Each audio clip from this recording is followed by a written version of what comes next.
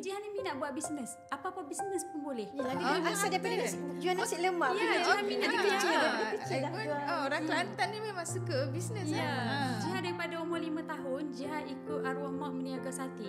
So daripada 5 tahun meniaga sate, lepas tu masa Jihan darjah 5, Jihan dah masak tom yum kat kedai makan. Jihan jadi tukang masak nah. Darjah 5 tu umur berapa? Darjah 5 Darjah 5 tu umur berapa? Darjah 5 11. Maksudnya Jihan memang pandai masak lah. Boleh lah buat F&B punya Mungkin bisnes. boleh buat bisnes F&B lepas tu.